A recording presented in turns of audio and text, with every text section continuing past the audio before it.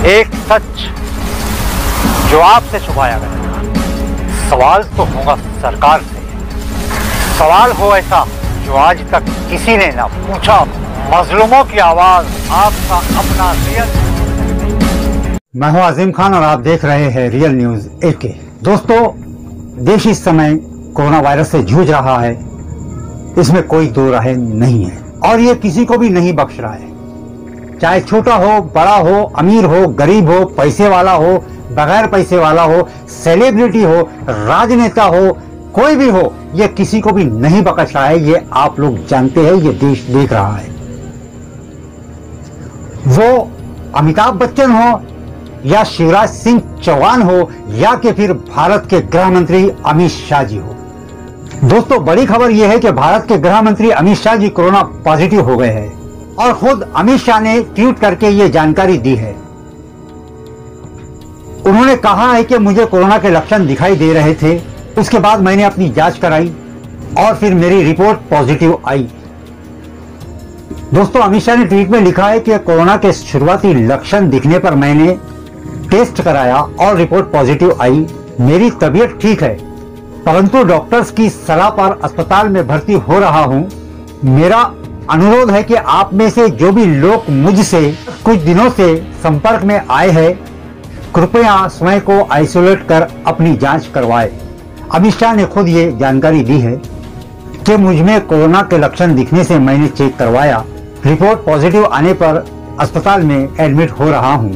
लेकिन दोस्तों, यहाँ पर सवाल यह है कि एक इतने बड़े अहम ओहदे पर बैठे हुए देश के गृह मंत्री वो कोरोना वायरस से नहीं बच पाए, वो सोशल डिस्टेंसिंग मेंटेन नहीं कर पाए और सरकार ये कहती है कि आरोग्य सेतु ऐप को अपने फोन में डाउनलोड करके रखिए।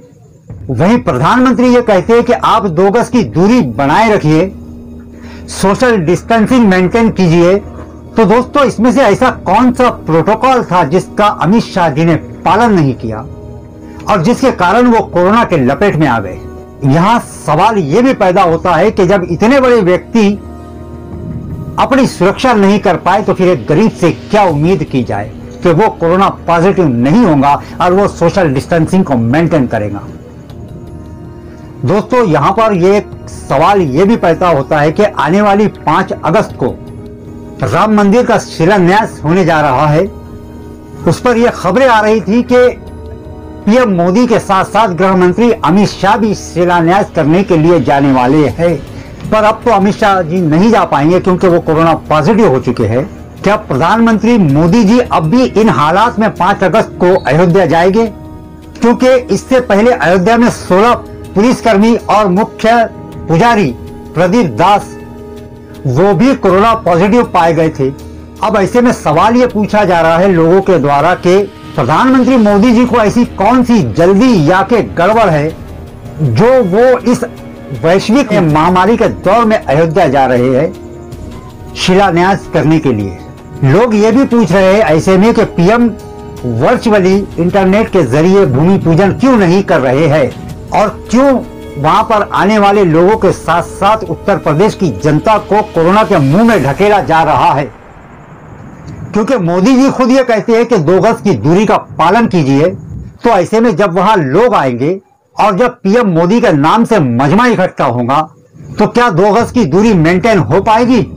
और दोस्तों, ये खबर उत्तर प्रदेश से आई है कि उत्तर प्रदेश के कैबिनेट मंत्री जो कि कोरोना पॉजिटिव थी, उनकी डेथ हो चुकी है, उनकी मौत हो चुकी है कोरोना के कारण। दोस्तों, देश में लॉकडाउन के आज 185 दिन हो चुके हैं और इस समय देश में 17.5 लाख से भी ज्यादा केस पाए गए हैं। तो ऐसे में सरकार की प्राथमिकता क्या है? क्या बिहार में चुनाव लड़ना सरकार की प्राथमिकता है? क्या राजस्थान में सरकार गिराकर अपनी सरकार बनाना ये सरकार की प्राथमिकता है? क्या अयोध्या में बहुत बड़ा उत्सव करना सरकार की प्राथमिकता है? या फिर सरकार की प्राथमिकता यह है कि ज्यादा से ज्यादा लोगों की जान कोरोना वायरस से बचाया जा सके?